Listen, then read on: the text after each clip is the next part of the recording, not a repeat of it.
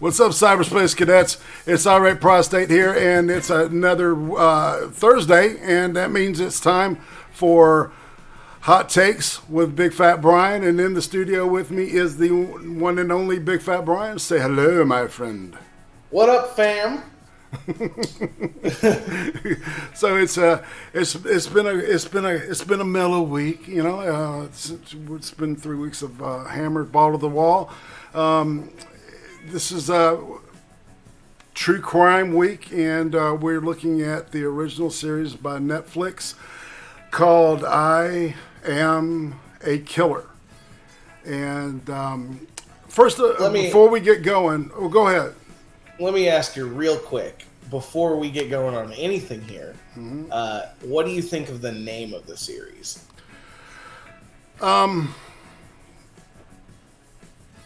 I don't know, man. You know what I'm saying? It's a little dramatic in my opinion. Okay, I agree. Okay. Yeah. All right. So what we're gonna do is we're gonna look at I put out yesterday. It's not complete. The 24 hours will be up at the end by the end of the show, but I think it's okay enough to go ahead and pull up the tweet that I did a poll asking people what they thought. What they thought constituted premeditation. And as you see, I got a really across-the-board bizarre, it's not bizarre, I mean the response is what it is, but out of 25 votes, only 20% said a single second, 16% said a minute, 32%, said an hour, and 32% said a day. So there's 64% of people that says premeditation has to be at least an hour or more. Okay, and 36% say that premeditation can be constituted as being a minute or less. Okay. Yeah. I was in the category of, the first choice there. I chose a single second, and I don't know what legally is the term they use for premeditation in court, but personally, to me, I think if you have a plan of any sort, that's premeditation. And see, and that's to me. I am on the same side. I fall on the same side that you that you fall on, because I think for every decision to do something, there's a choice made because there's a decision to not do it, right? So if once you make a decision to do something, you've decided to do it. That's premeditation in my mind. Even if it's a second. Exactly. Yeah. So I mean, you if you think to yourself, "I am going to kill this person," right? Right. Then you have essentially made a plan. The only way that it's not premeditated murder in my eyes would be if it was just straight, like you were just enraged, or you were, depressed, and out of some sort of emotional outbreak, you just decided to stab or shoot someone. Right. That's not premeditated. Right. To me, anything past that, you thought about it. You thought, hey, let's do this. All right. How about there's the coach for Wake Forest, the basketball coach for Wake Forest. I'm not sure if he's the head coach, but he's one of the upper echelon coaches on their basketball team, right? Yeah. He hits a guy one time. The guy falls down and gets a fatal head injury. Okay, and the head injury occurred when he hit the pavement. Okay, is that murder? Is that a premeditated act? Well, it's murder, but I wouldn't say it was premeditated because he didn't know that would be the outcome. Right. So right, exactly. So that falls in. You and I see this thing pretty much exactly the same, because I see that as just a fatal accident that occurred because it's interesting. We get to talk, in these terms because it's to the victim's family. Yeah, I'm hearing some of the stream come through your audio. Oh, like the beginning of the stream is coming through your audio. I don't know if they can hear it on the live stream, but I'm hearing it right now. Yeah, the very beginning, like you just started playing.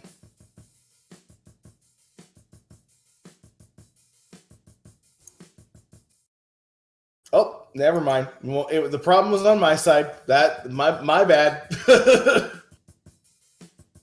Yep. Technical issues can be on both sides here.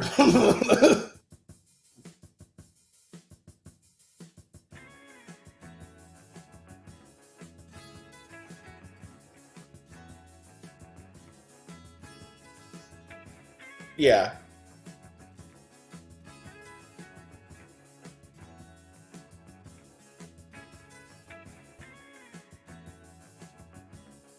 Yeah.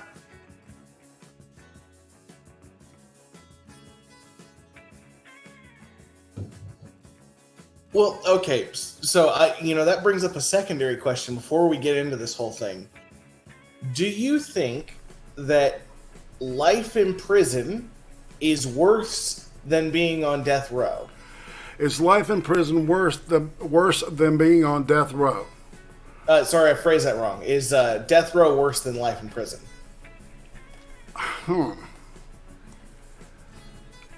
Well, to be honest, there's the very first case that we see. The guy does everything he can to get in there because it looks like Club Med to him. Yeah.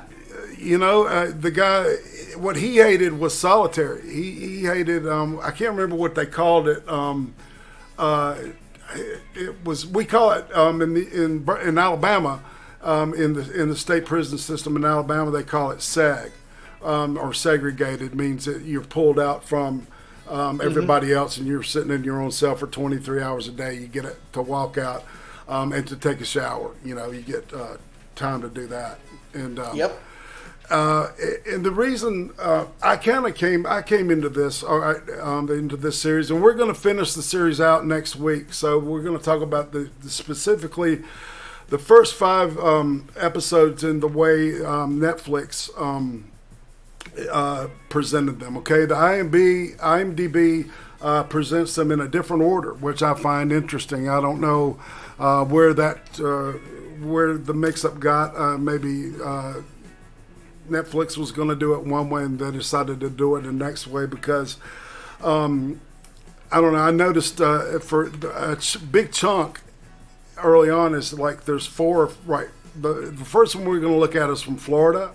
And then the next 4 are from Texas, all of them. And I don't know if that was a budgetary thing, if they because there's another one that we'll be looking at next week that's from Florida, I saw. So maybe it was a budgetary thing and they decided to concentrate on specific places where they didn't have to travel too far. I'm not sure what the budget was on this thing. I didn't get I never look at that shit. That's more of your purview, Brian. Yeah, I'm actually looking at some of the details I have here on IMDb.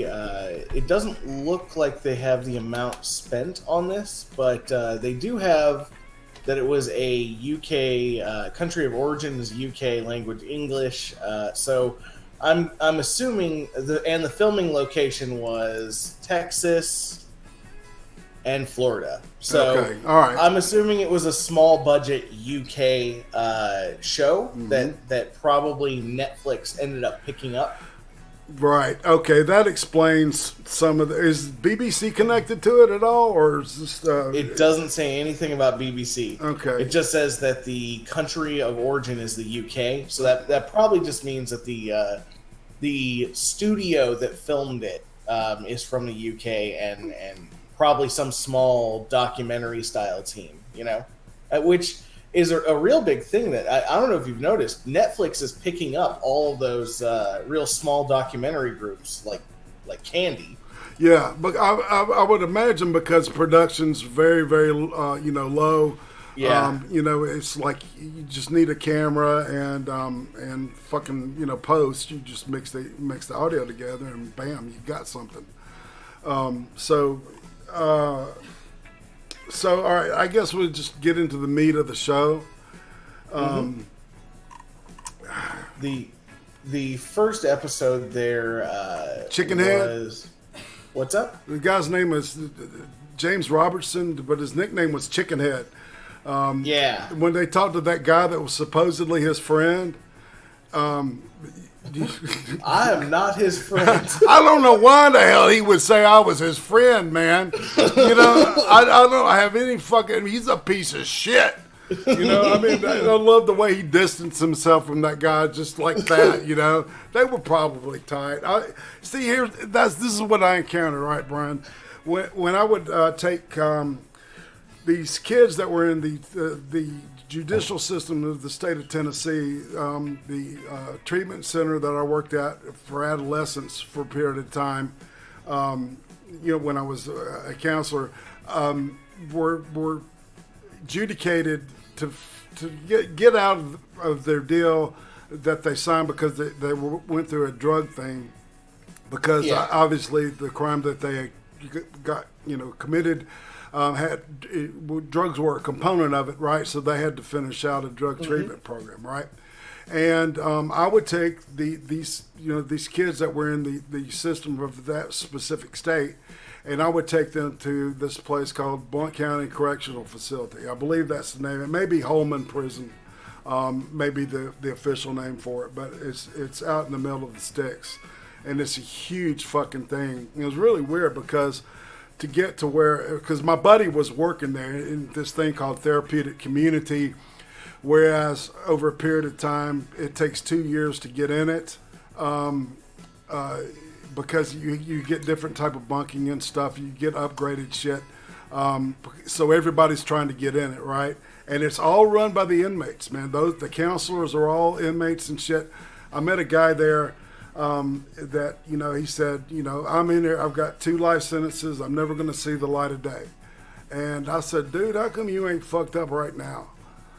Because I don't know about you, but if I was stuck in prison forever and the rest of my life, I would stay fucked up. And this dude said, man, I've got a problem with alcohol, man. He says, I killed 2 people in a vehicular accident, and I don't remember it, but I'm sure I did it. I know I did it, because he had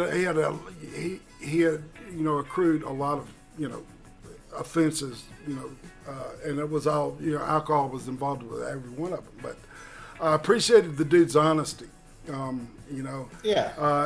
was a very intense. It really hit me really in an incredible way. It had a lot of impact when he told me that. It was intense.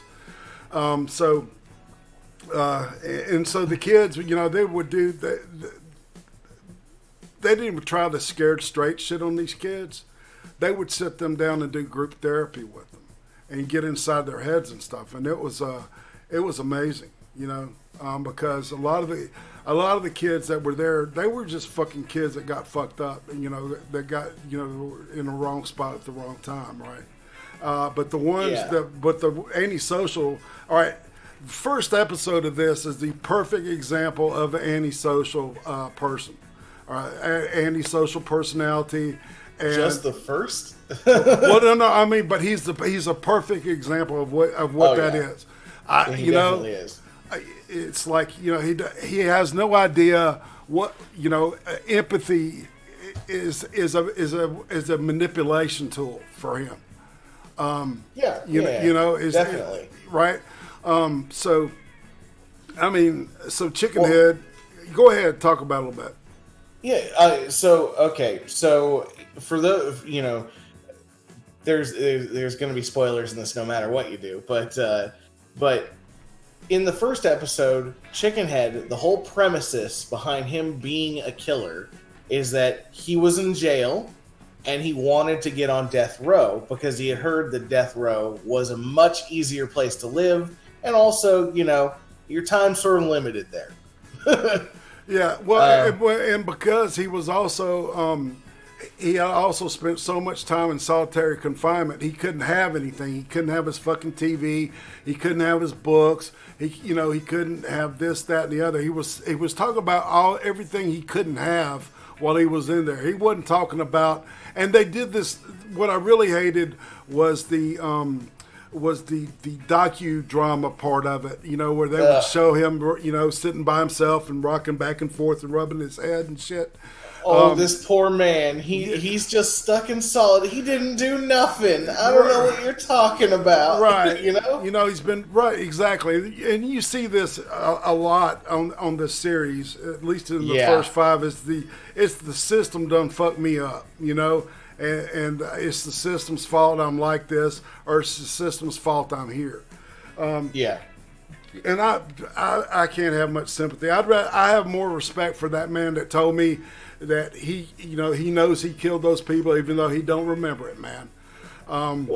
There is something to be said for somebody that takes responsibility for their actions. Well, and the deal was though he had 25 years sobriety. I forgot to throw that in. And that's what impacted me, is that if anybody's got an excuse to get fucked up, it was him, but yet he was choosing to stay sober and help other people to try to get sober. We've got Uzi Q in the chat. TV in prison? Question? Yeah, they have TV. They got TV. They got PS4s. They got Xbox Ones. Yeah, the nurse, she was saying that they can get their own blanket. They get a television on death row in Florida. They get all these fucking amenities, and I noticed some of these guys had braces on, and some of them were wearing like really nice watches. I mean, nicer shit than I've got. And I'm going, what the fuck in my head? It was this shit pisses me off, man, because there's so many good people in this world, man, and these pieces of shit, they need to be treated like pieces of shit. That's true. The humane thing. I don't understand it. Were they humane towards their victims?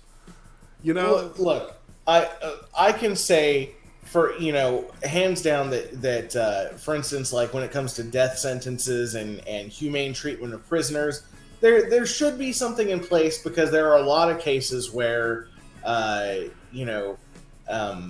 person may or may not have done it, because obviously the justice system isn't. You're telling me that innocent people are going to prison? I'm not done talking yet, because in cases where it's clear that the person may or may not have done it, but they got convicted anyway. But in these cases, these are very clear that they intentionally meant to kill these people. They didn't say, no, I didn't do it. There was no controversy about that. They killed them, and they did it for usually, reasons of pride or gain, essentially. And it's this type of person, I think. Maybe certain things in our prison system should be changed. Like, look, there is no question that they killed these people, and maybe we get a brick wall and some automatically timed rifles. I'm just saying, Yeah. I see what you're saying. There's some interesting stuff in the chat here. It looks like Cynic has had experience.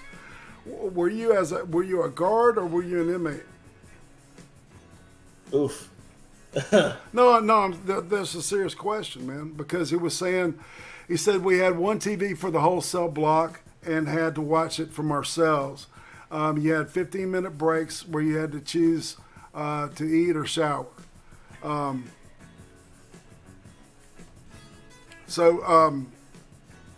Cynic, if you want to DM me, and maybe because we're going to finish this. It said at that time. Oh wow.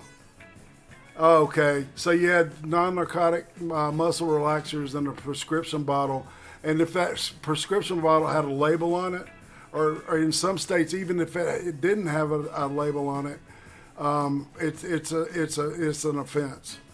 See that right there is some shit though. Yeah, the like, drug. See that's a whole different ballgame when we're talking about just drug offenses. Okay, these dudes are murderers. All right.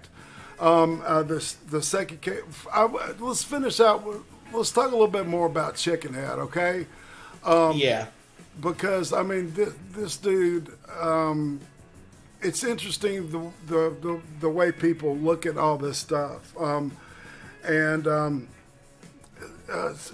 Cynic, if you would DM me, and I want to talk to you and maybe have you on next week. To suss this out with us, because this is really interesting, and it's good to have you here.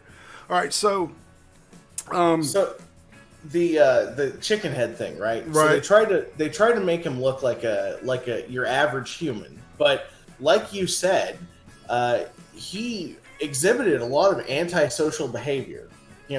Like hands down, a ton of antisocial behavior, even up to his interviews. Right when he was talking about how he killed that guy, he made an excuse for why he killed him. He said, "Oh, well, hold on, no. All right, the dude was in there because the way that the legalese of what had happened was, literally, a kid could have walked in on him jacking off. Okay, you know what I'm saying? Or either that, or he was flashing or something. It was he didn't have contact, but it was indecent exposure in front of a minor. Okay, well, what did Chickenhead say? Chickenhead said he was a child molester. Exactly. This is what I'm saying. That's totally antisocial behavior because he's making up a justification for why he killed the guy. Right. So he knotted the dude and strangled him to death. The dude was older that he killed. He was smaller. He was weaker. These dudes, can spend a lot of time lifting weights, man, and getting tribalistic tattoos. I won't go into that, but you can read between the lines. So he strangles this guy. It takes him 5 to 7 minutes, he said, to strangle him. He said that's a slow ass strangling too. Well, no. That's usually it takes a lot longer than people would think. I mean, because you have to stand there, they're fighting back, and you have to hold down and crush their windpipe and keep it down until they fucking die. And that exerts exert a lot of energy, and it takes a lot of time to do it. I've watched these shows where the medical examiner, explain exactly what has to happen, and strangulation is one of the most personalized, up in your face kind of. It's like a person to person kind of thing. It's an intimate murder. But in this case it wasn't. He just got off on choking. He wanted to see what would happen, probably, because he was used to stabbing people. Because the guy that they interviewed that denied being his friend said, "Yeah, that fucker. If you looked at him wrong, he'd go knife your ass." He just said that was his solution to every kind of conflict he had with another person, whether it was a disagreement over a card game or whatever. His answer was to go get his knife, is what the guy said. Yeah, and this speaks back to my main point here. This speaks to the whole thing, right? Right. He instead of conflict resolution of any sort, even that of the prison style sort, he decided, I'll just stab him. And when you get back to the interview, when he's talking about these things he's doing, he's smiling the entire time. Exactly. He's got a grin on his face. Yeah, like it was awesome, man. I had a ball, He was boasting. Yeah, he was boasting, and that's what told me. And the whole idea of this guy wanting to go to death row, because his excuse was that he didn't have anybody, and that he saw himself as like his life was over already, and blah blah blah, which is I don't know, man. It just sounded self-pity-ish to me, which was he was more sorry for being in. So he made the best of what he coveted that luxury that those guys on death row get, right? Yeah. And there's a camaraderie between the people on death row because they've all killed someone, right? They talk to each other openly in the cells, back and forth. They eat together. So there's this kind of this tribalistic thing to that whole deal, right? And plus the kind of the quote luxuries that he was experiencing. There's of course this very sympathetic psychologist who said, if anybody's going to be there at his death, I'll be there just to let him know that I support him and all this shit. And I'm like, well, why aren't you helping somebody that really needs it, man? Because the guy, it's like, from my experience, he's a career criminal, obviously. By his record, speaks for itself. And and they didn't do a whole lot about the actual crimes that he had committed leading up to it. They said it started out with. They kind of started out with, shoplifting, and then it went to this, and then it went to that, and then it was drugs, and then boom, and then somewhere along the line, he's in prison, and he murders a guy to get on death row, right? I mean, he fell into this shit. No. Everything you're saying here is legitimately what you'd look for on a Bob Hare checklist, Like, you'd sit back and go, oh, he's got 40 out of 40. Look at that. He couldn't pass the PCLR too. He's clearly a psychopath. Right, exactly. And what's interesting is that he's got a cousin that eventually reaches out to him when he finds out he's on death row. Mm-hmm. And I think that changed his dynamic a little bit, because now he's got a sucker on the line. And that's in the way that he would refer to the guy, and they went back 3 months later and talked to these people, and they would play them like excerpts of what these people that they had talked to. I don't know why they did that. I thought that was kind of a what the fuck. Now, in one case, I think it was important because it exonerated kind of this dude, because, and I'm talking about the number 3 guy, the Dickens dude, was the fetal alcohol, and had the Charles Manson-esque. But we're getting off of the chicken head thing. So Chickenhead, knows that he's got family, that care about him, and so he wants to do better so he can get the visitations. And what that translates is that they give him money for fucking canteen so he can buy shit, and it also, they send him clothes and they send him shit. He gets shit in the mail. And he's playing it out like, well, I'll be in here at least another 25 more years or some shit. And, when he gets near the date, he'll probably kill somebody else and have to go through another crime or, trial and try to push that through. Prolong it. Exactly. And that's exactly the way that these guys think. I'll scam this shit until I'm done, No, that I have to completely agree with you on this, because this is the type of person that essentially is the plague of our justice system. They are going to use every loophole to get exactly what they want from the justice system.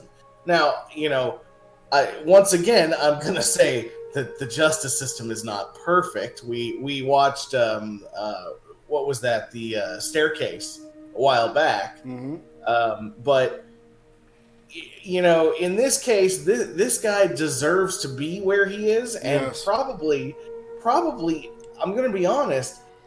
No matter what else happens, there should just be a date set for this type of person. Right, because this you guy, know? because it's a waste of taxpayer money to keep this dude alive. It really is.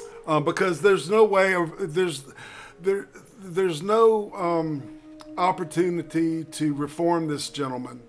Well, okay, so that Because comes he's to not reformable. You know. No. Let me ask you this: Sure. should prison be for rehabilitation or punishment? I believe. See, that's really the question here, isn't it? Because I think it depends on the actual crime. I think that some crimes, especially if you got a person with a continuous drug problem in it, like it's a burglary or some shit, right? Yeah. And the person really has a problem with drugs, you know, because they're stealing money, you know, they're stealing shit to get the dope. I mean, come on. You know, if they kill somebody, prison. If you know, but if it's just a burglary thing, then maybe they do need a, you know, like the therapeutic community concept, which is for some of those guys was a way to a shorter sentence. Yeah. You know, you're not the guy that was in there, you know, with the double homicide. You know, I think it was manslaughter technically, but he still got, you know, life sentences. That was a story, man. I'll never forget that dude. But so all right. So the question is, all right. So what's the purpose of prison? To be honest with you, I believe it should be a deterrent, and I think that it should be a miserable place. And I want to get into this deal, man, because I've had people. I'm Lucky 87. Just subscribe, thank you. I have argued with people about.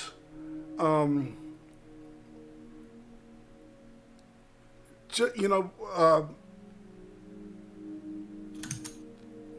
hold on. Where were we, man? I kind of got lost for a second there. I'm not even stoned. I have no excuse. I'm fucking old. So we were talking about rehabilitation versus punishment. Right. And okay, yeah. All right. Exactly. So in the 90s. In the late 80s and early 90s, there became this culture, and you kind of make a reference to it, right? The thug culture. You know, thug life, which glorifies criminal behavior. Even the narcanista music, and you know, in the Hispanic community, you know, that glorifies, you know, these legendary cowboy drug smugglers, and you know, and songs about shooting each other and shit. You know, this glorification of criminality. And, you know, I think that it's had a detrimental effect, you know, and that plus these 3 strikes and you're out thing, right? On top of that, you know, makes for a fucking, a business, that's fucking booming. You know, the prisons are literally full of people. So, you know, I would try to, you know, I don't know, man. I think the death penalty, you have to be sure that the person did it, and go ahead and make sure that it's, you know, as the forensics get better, it's getting easier to you know, be certain with shit. Well, that's sort of true and sort of not true, but you're right. At the same time, if there is no doubt that the person killed someone, then I don't think they should get, you know, 40 years worth of appeals and right. the ability just to sit. No, if they, you know, if they're saying they did it, people saw them do it, all of the evidence says they did it, then you know what, you get like maybe 2 years, so that, you know, in case something else comes up and somebody else admits to it or something, then yeah, sure, there's a little bit of time. I would even go 5. I know where you're going with this because there has to be a deterrent, because there's no effective deterrent to some of this criminal activity, especially murder, man. Because people know that it's it's free bad, and I know, man, I sound like a fucking heartless piece of shit, man. But I've had conversations with some of these antisocial people, man, and you're never going to change them. It's a brain thing. It's a way that they perceive life and reality, and it's animalistic to some degree. Yeah, well, I was going to say it's further than that. It's part of our evolution as mankind. Right. There needs to be that type of person in a world that is tribalistic and has to have war with other little tribes and stuff. You have to have that guy, but unfortunately, in civilized modern society, that guy doesn't really have a place.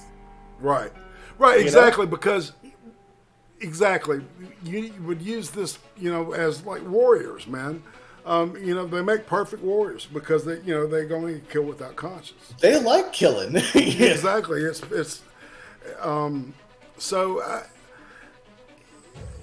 don't we, before we go on to the next one? I know I'm taking up a ton of our time. Why don't we ask the audience? All right. To our audience, what do you think? Should prison be for reformation or punishment? Hit one for reformation, 2 for punishment, and 3 for both. And yes, and I'm going to put my opinion out there while we wait. I think that it should be for reformation for drug crimes, and then for violent crimes it should be punishment. Or crimes where you steal the livelihood of an entire person's savings or life or something, what would be considered a white collar crime. Mm-hmm. That should be punishment. There's no rehabilitation. No shit, man. My God, some of those guys, are literally getting away with murder.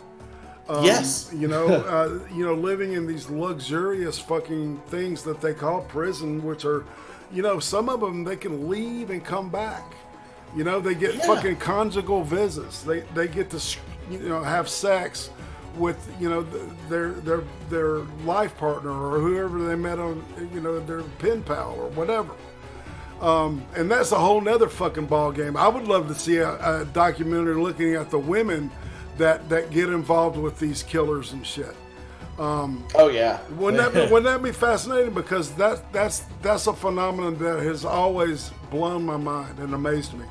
There's actually a term for it in the book world, and that is murder porn. They're fans of what would be called murder porn, where they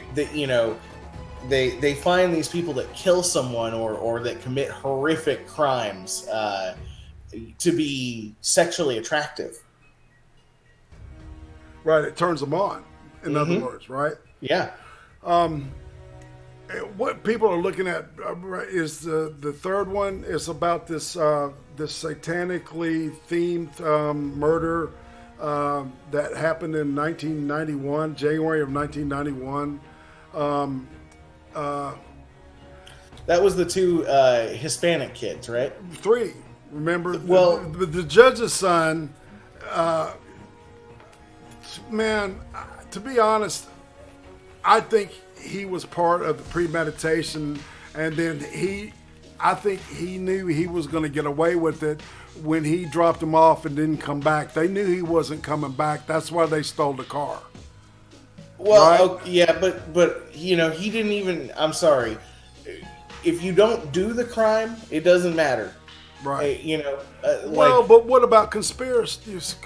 Conspiring with people to get him. He said he was going to go get the gun. See, to be honest, all right. See, this thing is like you've got these 2 guys, man, and the stories differ slightly, but there's matching elements, right, in the way that they see it. We can't talk to the third guy because he refused to talk because his dad was a former judge and was an active judge at the time that these crimes happened.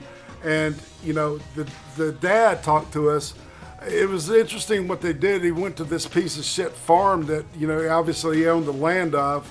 Where so they didn't go to the mansion that the guy lives in. I know. I would have forced him to interview that in his home at the mansion. Yeah, but no shit. Yeah, but, next to his $45,000 kitchen. Yeah, but here's the deal. Exactly.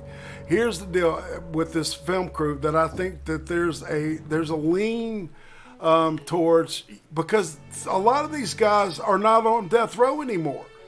And I'm like going, well, what is the fucking, because like 3 of the guys that they talked to out of these 5, they've gotten off their death sentences and been commuted to life.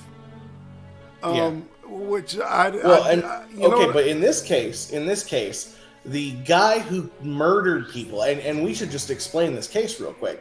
All right. There were 3 kids. One kid may or may not have been involved, according to either side, but 2 kids went to a house and used an axe and a knife to murder people. A baseball bat, an axe, and 2 knives. Yeah. Right?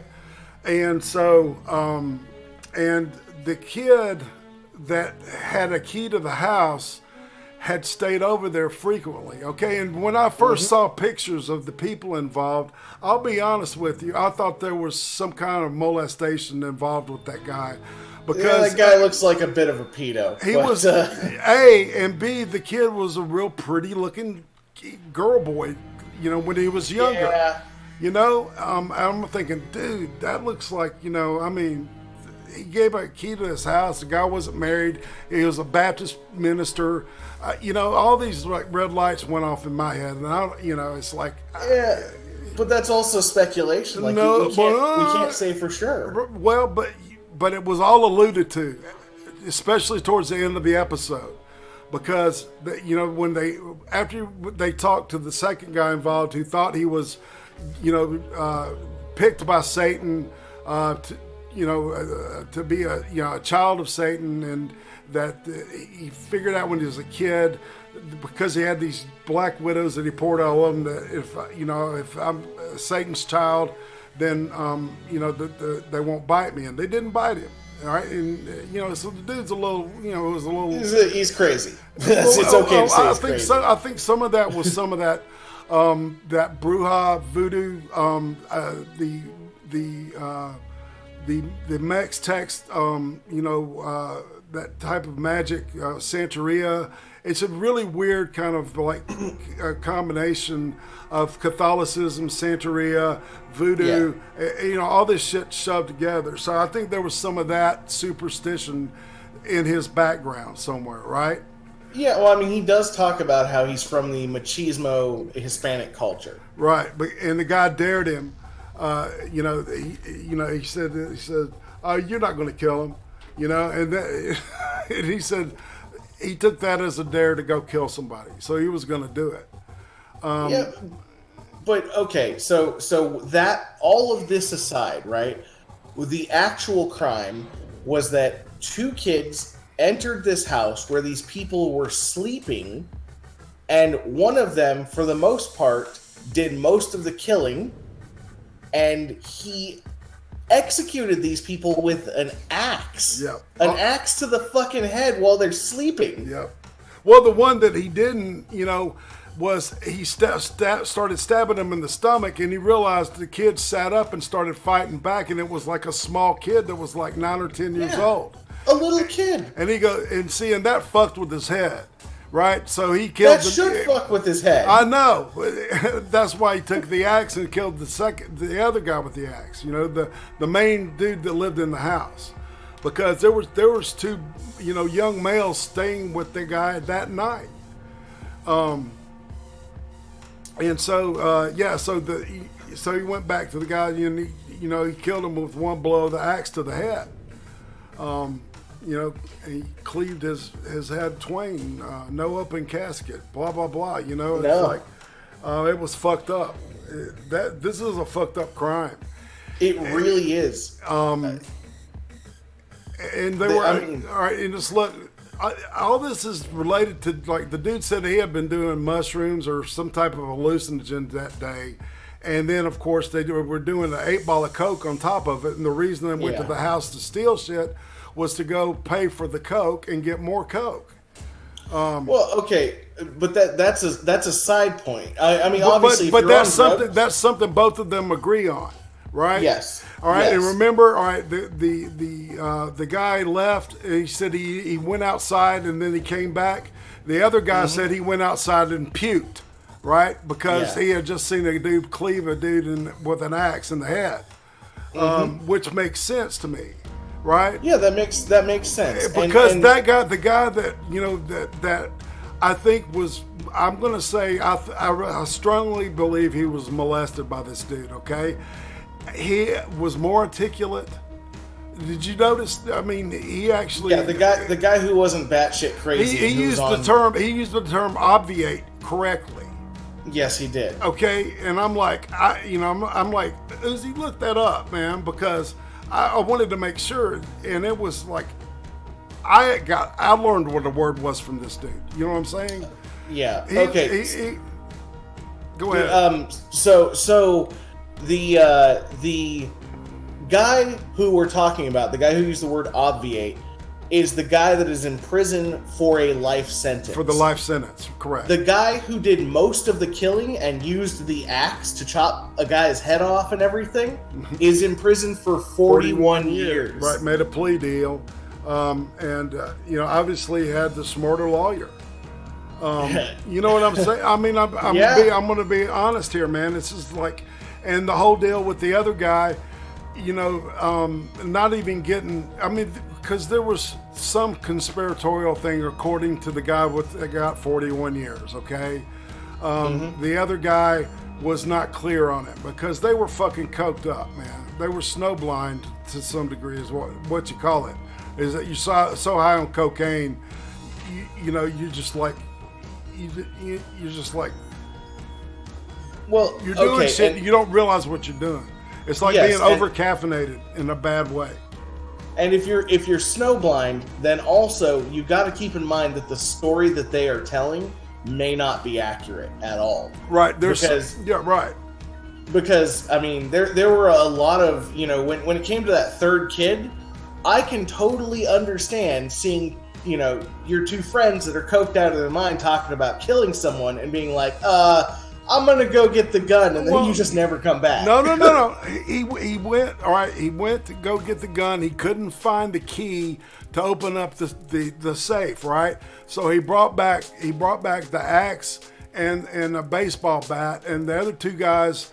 The one had a folding knife that was his, and the other guy had a knife. Right. So I don't know. No. Hear me out, man. Because all right, they plan to go and rob this guy's house because every time they've robbed it before, it's been empty, right? And they had stolen from this guy's house because he had a key to the house, right? And so they would go steal money, cash. They said to go buy more drugs. They had done this in the past, and when they went in, nobody was home.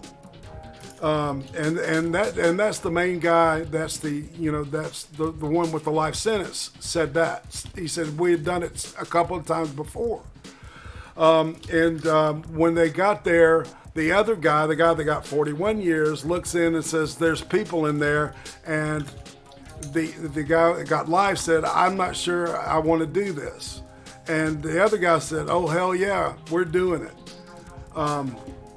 And from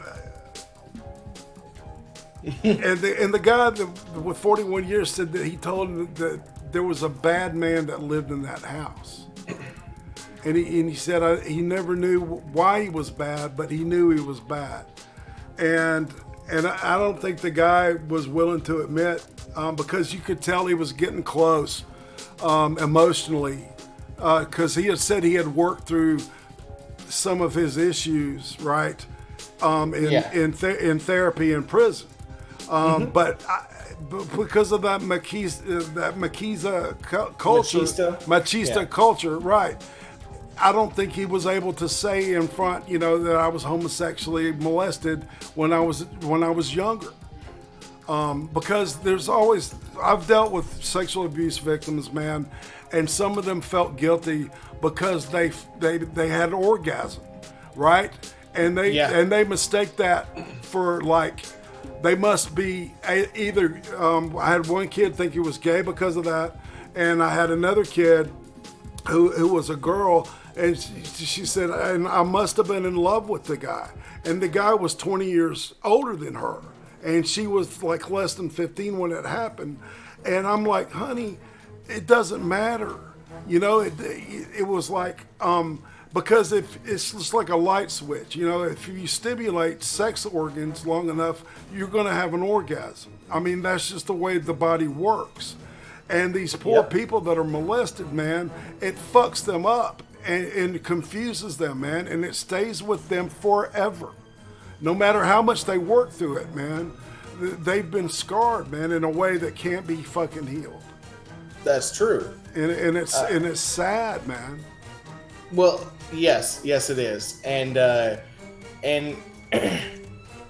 it's unfortunate that things like this happen, but that still doesn't justify the use of murdering people in their sleep like that. You call the cops for something like that. No shit. It sounds heartless, but I'm sorry. You can't just go out there and I mean, this is a grisly murder, man. This was right at the peak of the fucking satanic panic. It was right when it was beginning, right? Mm-hmm. And the upside down crosses. The dude turned all the crosses in the house upside down and shit. And so it was looked like a small burb of a burb. You know what I'm saying? Because I don't know, man. It seemed like that the whole people that were involved with the case, they seemed like that they were, it was that they were competent, but I don't think, to be honest, I think that justice was done here. I think the big injustice is that the guy that got 41 years isn't in for life either. Yeah, well, okay. I honestly, if their sentences were switced, I would be much happier. I'd be a lot happier. No shit, exactly. Yeah. And and it was, and this is the stuff that's appearing on the screen right now. I'm on my OBS. I'm seeing it, and I wanted to point out when the dad.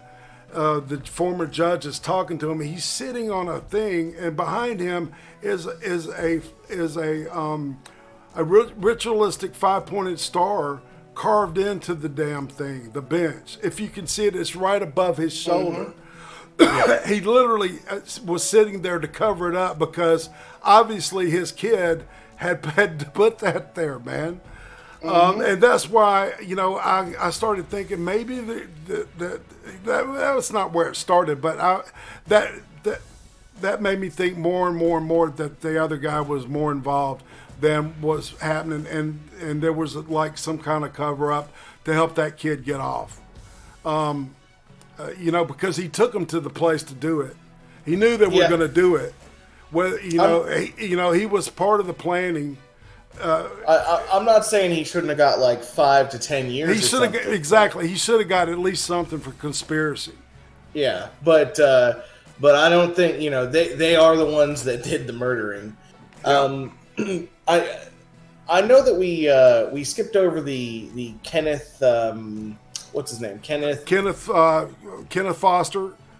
Kenneth Foster case. And the Dickens case. We went over 2 cases. You want to let's touch on those, man. Let's give it another 15. All right. Yeah, I think so. I really wanted to talk about the Kenneth Foster case because that case is horrific. Well, and the way it was handled, and the way that this will show you what a weak government can do. Especially, and I'm going to call it like I saw it, man. I saw a strongly left-leaning government, collapse to the pressure of a BLM type movement, where this guy at the end, he unburdens himself at the end of the episode, and talks about his complicity, his part that he did take place. Because up until the point that he got off of death row, he was saying that he didn't know anything was going to happen. Yeah, which is bullshit. Right. Like, they were in that neighborhood to rob, man. Okay. Why don't we give the audience the idea of like what actually happened? And this is right at the height of that whole thug culture. All right. Mm-hmm. All right. And so I'm saying that had something to do with this shit. It was 1996. They give you Kenneth Foster grew up in a family up until he was 8. That his mom was a prostitute. His father was a horrific drug addict who like OD'd on cocaine or OD'd on heroin or something. And then mother died of AIDS. And the mother died of AIDS. Right. But his grandfather got a hold of him at about age 8. And by that time, he was already done. They had fucked him up pretty hardcore as a kid. But Kenneth Foster, in the end, was the type of person to, the night of this shooting that he got convicted for, go out and rob 2 other people prior to it. Right. And then before that, he was already on probation for shooting 2 different people in the gut. See, and that's something that they kind of just skate right over. The past behaviors, they skate over that shit. And they try to paint a picture, right? And so and he was the one that had braces that I was talking about. He had braces, a full mouth of braces, and on death row? and a brand new watch. He's not on death row. He's in life. Yeah. He's got life. Yeah. He's just in Gen Pop now. Mm-hmm. Living high on the hog, man. I mean, Jesus. Living high on the hog. They try and frame this in this series. They interviewed his protest organizer, because there's all these protests that he shouldn't be on death row, and he should be because he was a victim of that racist. He was a victim of the racist system. Is exactly. The way they framed it. Yep. And his crime was what was categorized as a party to crime, right? And that is that he was there when somebody else killed someone in a driveway. All right, and this is a federal law that happened during the Clinton administration. Okay, it was part of that super predator thing. Yes, it was. Where if you were in party to a felony murder, okay, or a murder where a weapon is used and someone is killed, you might as well have done it yourself, because you're going to go legally on a federal level. You can be prosecuted for the same crime as the person who pulled the trigger. That's the legality of that. It's felony murder is what that's called. Now, that law sounds ridiculous, and for the most part, it is ridiculous, because there are a lot of ways that you can get somebody to go to jail. Conspiracy, the fact that they are accomplice in the crime for driving, stuff like that, right? Yes. But this specific law was meant to put people like that on death row. Right, and to be honest, I don't know how it is in other states, but in where I live, a lot of times illegals get hit by people on payday because they're illegal and they won't report it. And a lot of guys see that, a lot of criminals see it as an easy target. And I was wondering if they were in this neighborhood thinking that they could pull something like that. No, it was a nice neighborhood, dude. Okay, so they were in a nice neighborhood, looking to just break in and do a B&E, I guess. They said they were going to a club and got lost, right? Yeah, well, okay. I want to stop you right there because he was driving. They said the guy who we're interviewing was driving. They said they were going to a nightclub. The time of the incident was like 2 or 2:15, right? I just looked. Yeah, I mean, I don't know. Maybe in 1997 this was different, or 96 because that's when it happened. But if you look up where it happened in San Antonio, Texas, all the bars close at 2 a.m. So they weren't going to a fucking bar, right? And that's my mama used to say, Brian, what? Nothing good ever happens after midnight. No, it doesn't. I hate to. I'm not joking about this shit because what they do is that they ride up through this neighborhood. They see this really beautiful girl walking, and she's flirting with them a little bit, and then she gets offended. Okay, no. Listen, no. The way the guy said it is, look, you don't say take a picture. It'll last longer. To be nice. You usually say that because you're offended by what somebody, when somebody's looking at you, right? Yeah.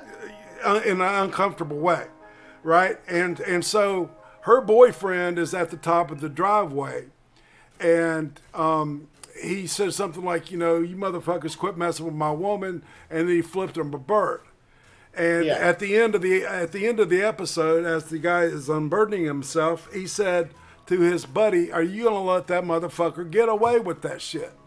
Disrespecting you like that. Remember, thug culture. And the dude gets out and puts 2 bullets in the guy, right?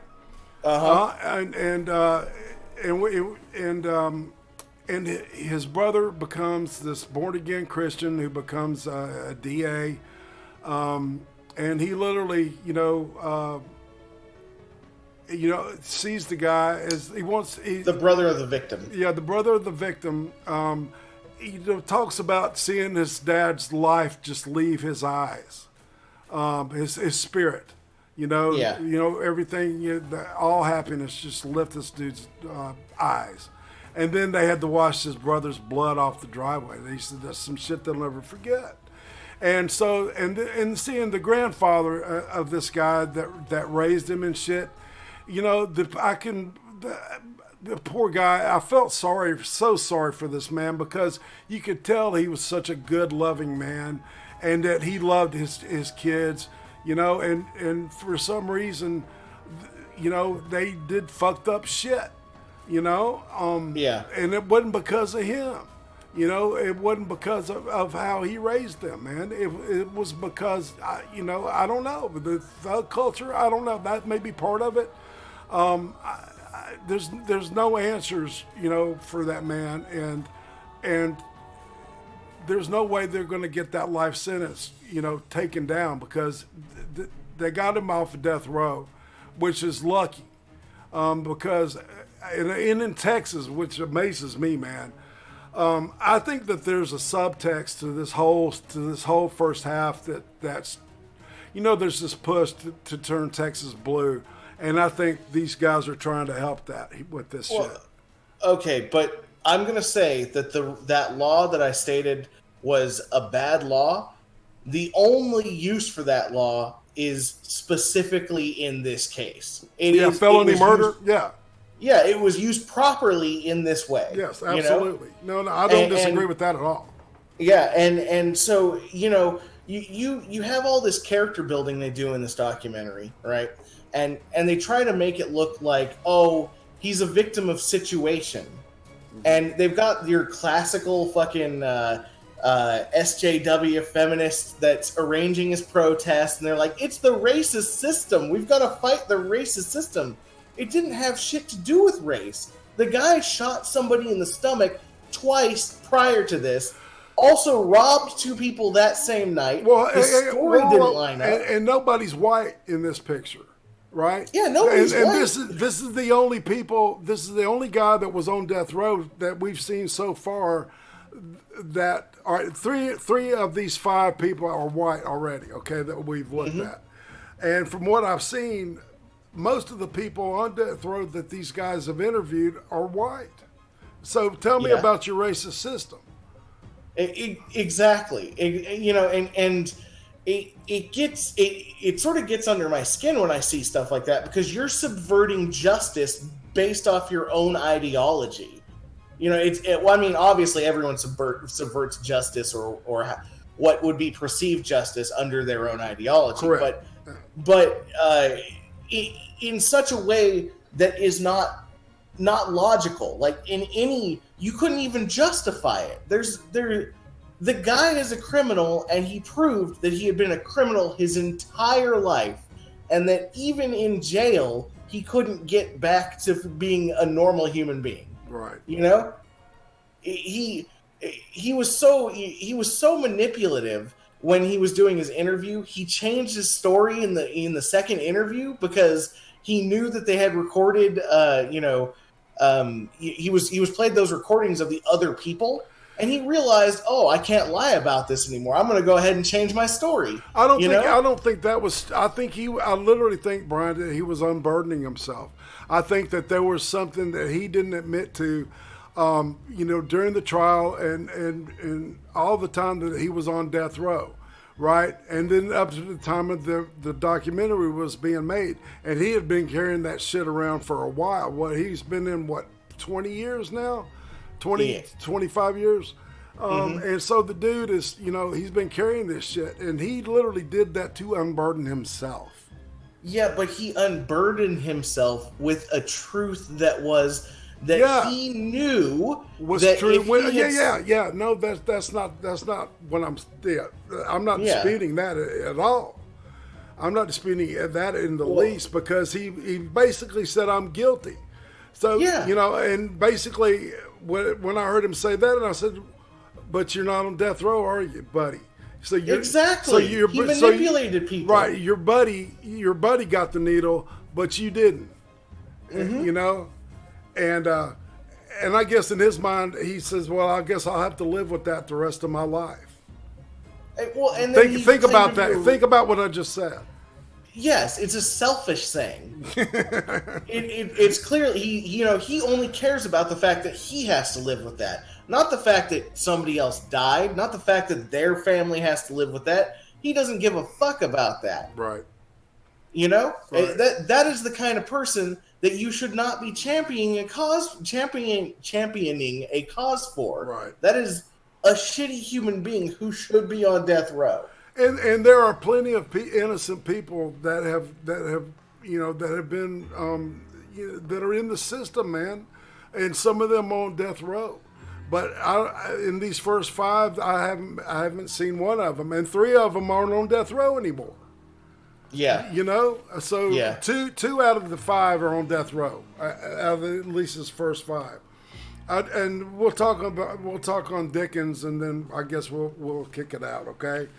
Is Dickens the midget one, or is he? Yeah, he's the one with the Napoleonic complex. That this guy that looked a lot like Schmeckel, all right, like an older version of Schmeckel. I think we've seen Schmeckel's future. His wife, the dude would like fall asleep, or he had an ounce of coke, and an ounce is like 28 grams. Okay, it's that's a shitload of coke, man. That's a fuck ton of coke. That is a lot of coke. And so the wife steals it, and he, a buddy, and her, they do it all night long, and and they try to go drive around and sell what was left, and they couldn't find anybody. They get back, and the dealer, the dude who, they try to paint as like a Manson-esque manipulator and shit. This dude ain't even close to that. He's just he's the piece of shit, just like Chickenhead, all right? He might have been a Manson-esque manipulator if you were on fucking coke. Well, yeah. Right. But other than that, he was definitely no sweet talker. Yeah, well, coke dealers, man, back in the day, they used to have this attitude, like they had power over everybody. So there may be something to that, to be honest with you. At least the ones that I knew, they were all assholes. And anyway, I'll keep what I was going to say in my mind because I don't want to offend anybody too horribly. But so the guy and this other guy decided they were going to go rob this this pawn shop. And the guy goes in with a gun and to get the money to pay the dude back because the dude beat the shit out of him, but and said, "Go get my money," to make up for the for the ounce of coke, which is what it was about just $2,500 maybe, a couple of grand. Maybe back then, okay, $2,500 in. 90s dollars, yeah, right? Yeah, that's a bit much. Yeah, that's like $4,000 now. No, I can tell you right now, coke was $100 a gram back then. Okay, so 28 grams, right? Right, exactly. So 2,800. No, you probably get the quantity at a discount, right? Because the more you sell, the cheaper it gets. And so it would probably be right around maybe 25, maybe even 2,300, somewhere around in there. Yeah, maybe. Yeah, depending on if you knew the guy or not. And so they got to make this money back. They go in this pawn shop. He tells the dudes to get on the floor, the people in the pawn shop, and one of the guy bum rushes them. Okay, and he shoots he shoots the gun, and then he's sitting there, and the guy tries to grab the gun from him, and he shoots again, and it goes into the guy's head, and the dude's dead. And I'm not making any excuses for this dude, man, because he did all this shit of his own free will and his own choices, but the DA. All right, was fucking reminded me of those fucking North Carolina fucktards. Okay, skeezy, fabricating, making the case look like he needed it to look to get that murder charge. Because if the guy had been in the way that the crime, as we find out, actually happened, okay, from 3 different witnesses. Or from 2 other witnesses, counting the inmate, right? Well, okay, but right. one of the other witnesses is a guy who was a friend of the guy that got shot, exactly. And even he gave the same story. Right. Well, no. When he wrote down this story, he never signed it because he wanted to make sure. He said, "I want the DA to see this before I sign it." And the DA wouldn't, and he didn't sign it. So he never signed that statement that they put into evidence against this guy, right? Yeah. But the deal was that if you shot in an accidental situation like that, like being attacked, you can't get the death penalty in the state of Texas for that, okay? Yeah. Because there's a self-defense thing that could apply there, okay? There's reasonable doubt because he was in the commission of a felony, but he still would have gotten life, right? And that's why that dude painted the picture that the man that was killed had been shot from a distance instead of close up, even though all the evidence pointed to him being shot from like 5 inches away. Right, exactly. Especially that last one because there would have been stippling on the hand. And as it went through his hand and into his head. Didn't they have the burn mark on his hand too? Yes, yes, it did. Yeah, from the gun's flare, right? Yeah, right. They call it gunpowder residue. It's a stippling. It's looks like little dots, look like little needle pricks. And so all this shit was left out. That's why I say the prosecutor, he just wanted to put somebody on death row. Probably because it was close to an election year. I can't remember when it happened. But go ahead. Look how many people have been put on death row thanks to Tom Bradyson. Well, you can't blame Brady. You know, he was okay, just a that's big, just a random name. yeah, but yeah, there was a Brady Bill. But okay, so the guy, because this dude was so loved in the community, right? There had to have been an election coming up, man. That's the only reason I can see, because this dude was a really high-profile member of the community. He had done a lot of service. He was a school teacher, and then he did this jewelry thing as kind of a side thing, which I don't know. I don't understand. But hey, man, people are weird, you know. Everybody's got their deal, you know, and making deals is kind of a hobby in itself for some people. So, long story short, they interviewed the ex-wife of the so-called Manson-esque manipulator, and she tells the story like the inmate tells it. The guy that was in the fucking store tells it like he tells it. So it's obvious that this guy's been wronged. And if anything, all the rest of these 9 people end up being pieces of shit, this dude would have been a career criminal. But there was some kind of, you could tell that there was, that this dude was just, some people are just got a cloud of just shit around them, Yeah. And I think he's one of those guys, man. And so if anybody can get like a retrial to get him off of death row, I would hope it would be him out of all of them, to be honest. Yeah, well, okay. I think you notice that 2 of the people that got off of death row were not white. Okay. Yes, I did notice that. The 2 people that we're talking about that got off death row so far have not been white.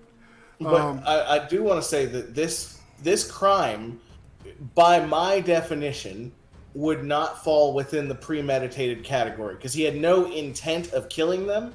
No. He had never shot anyone before. He had never, he was actually facing the other way when he got charged. So, that tells me he was just there to rob them and get out. And that's still a shitty thing. Yes. But that's not intent to kill someone. It's not premeditated, that's for sure. No, that wasn't. And Yeah. And that's the only instance of empathy that I got for anybody that I've seen so far. The rest of them are there because and the last one, we'll go over this guy named Charles Thompson, alcohol fueled relationship, woman leaves him, hooks up with another guy. They get in a fist fight. He's shit-faced drunk. He and the guy end up sitting down, shaking hands and talking. 3 hours later, he kicks down the door and kills them both. Shoots him in the face. Yeah, and he shot the woman in the face. He had shot the guy in the chest and in the leg. One of those was in his leg. I don't know how the fuck he got that, but maybe it was because he was in bed. I didn't even think about that. Now that makes sense. He was there to kill him. I mean, that's what I saw. That's what the evidence bore out to me, given the situation. I saw a pretty good mirroring between Thompson and the first guy. And Chickenhead, yeah. Yeah, Chickenhead, yeah. Yeah. Because they were basically the same person. Exactly, man. In a sense. And what was that deal? What was he wearing? A collared, like an Izod shirt with no sleeves backwards? I think so. I think he was. With the collar flipped up? I thought that was so fucking weird, man. I'm like, okay, that's got to mean something inside, man. But yeah, so no empathy for this guy either. I mean, if I can't have her, nobody can. That's bullshit. That's a shitty attitude. If you love somebody and you love them enough, you'll set them free, man. You'll say, look, I love you and I want to be with you, but if you need to be away from me to be happy. Well, why would you want to be with someone that doesn't really love you? Exactly. Of course, Unless you look at them as like a possession, something you can have. Right. Which is the way that and he had beat her. would. Right, and he had beat her a couple of times before. So he was he said he had never done it.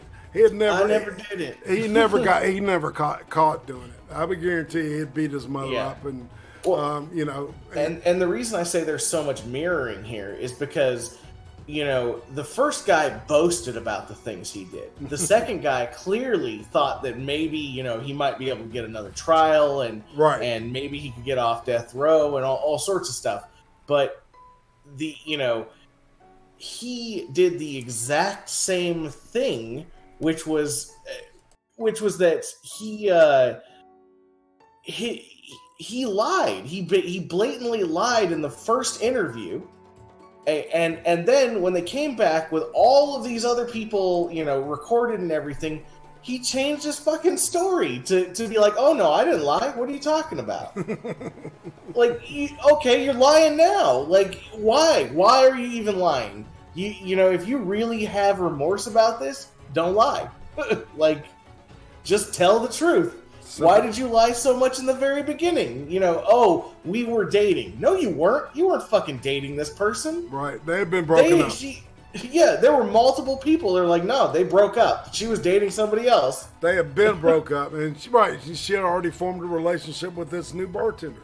And and she was an alcoholic, obviously. There was a couple of these people when, especially I want to say. The first guy, Chickenhead, and the Dickens guy, the one that we had just been talking about before this case, I think they're the only two, but I saw definite fetal alcohol in their baby, their younger pictures.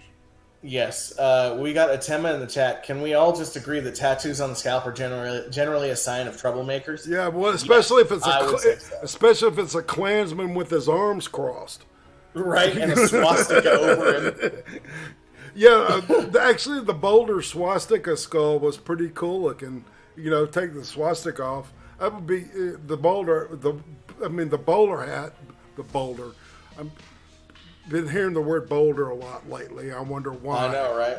Hey, so let's go gather some. I heard it was fun. Well, now these guys are cracking boulders. Well, there's lots of them on the moon. Anyway, all right, all right. Well, we've touched on all 5 episodes, so I think we can. I don't think we should do a rating until we're done with the entire series. All right, I agree with you, and we'll pick up next week. And do the next 5 because there's 5 Thursdays in this month, and then that'll give us we'll be able to cycle in September like we normally do. So we got some exciting stuff coming up, but we're not going to talk about that now. But next week we'll finish up with this series, you got anything coming up this week? Buddy, I got nothing coming up. Sorry, fam. There's no content on the Big Fat Brian channel still. I'm still working on selling my house and stuff. Cream Stream 51 tomorrow night. We're going to have Ariana of Ariana 2.0 is going to be hanging with us. Should be fun. It should be interesting. She's an interesting person.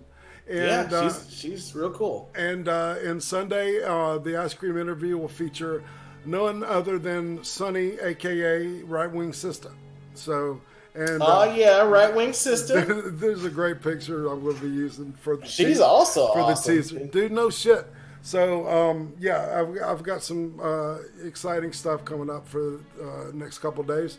So stick with me, peeps, and I appreciate everybody coming out today. Everybody that showed up, thanks. And like I said, Cynic, hit me up in DMs. And maybe we'll look at having you in next week and talk about this stuff from the perspective of having gone through the system. I appreciate that, man, big time. Brian, you got anything else to say before we scoodulate? Dab on the haters, thug life. Dab on them haters, god damn it. See y'all. Screenshot. See y'all later.